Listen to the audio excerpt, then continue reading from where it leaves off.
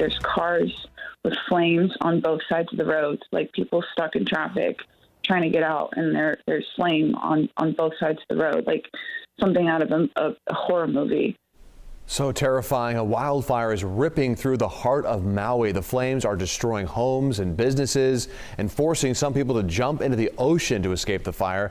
Tonight, we know at least 6 people have already been lost by the fire, and some people on the island of Maui are describing the fire as apocalyptic. Strong trade winds are fanning those flames. Yeah, tonight the state of Hawaii is trying to deal with this expanding disaster. Search and rescue operations are happening right now. Officials say some people are still unaccounted for.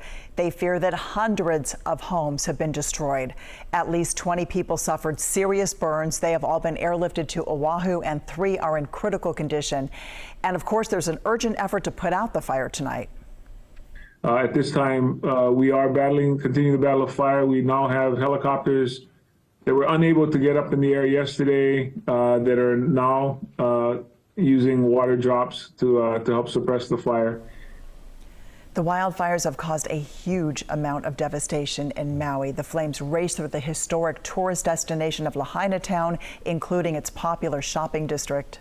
And one of the first videos we saw today was taken in Lahaina. You can see buildings on fire here, smoke filling the air. This is in the area packed with shops, restaurants, a big tourist area.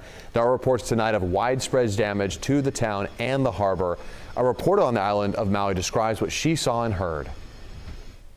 I spoke with the captain of a boat. Her boat also burnt, but she said that she was actually able to take a dinghy out to the water, and because of these strong winds, she was actually drifted and found a boat in the middle of the ocean to get onto, so she was safe. And even though she was trapped in the middle of the ocean, she tells me she feels that was the safest place for her to be on. And she just watched her town of Lahaina go up in flames. She said in all of French Street, it just, as we've been saying, unrecognizable, just complete devastation. She talked about those people in the water, people literally running into the ocean, jumping into the ocean, trying to escape the fire, escape the smoke, just get to safety. She actually herself plucked those people out of the water. She tells me it was about 50 of them that she brought out of the water onto her boat so that they could be safe with her last night. And we do want to point out that some of the video that we're airing is from yesterday and some of it today. This is a view of Lahaina from the water. Really sad to see this. The boat here, of course, got out of Lahaina's harbor, but so many other boats did not. And there are reports of widespread damage to the harbor. In this video, you can see oceanfront businesses in Lahaina burning and that thick black smoke billowing into the air.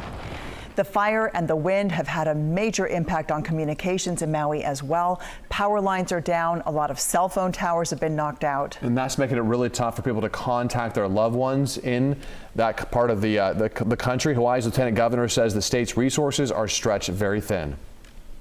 On certain parts of Maui, we have shelters that are overrun. We have resources that are being taxed. We are doing whatever we can, and the state is providing whatever support that we can to give support to both Maui and to the Big Island.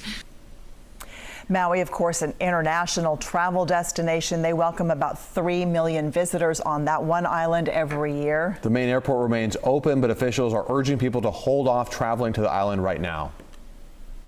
We are strongly discouraging non-essential travel to Maui, but the airports are still operating efficiently.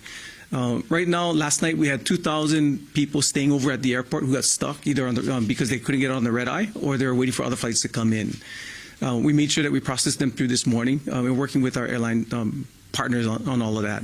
There's another 4,000 visitors that we're expecting will want to leave the island from the west side.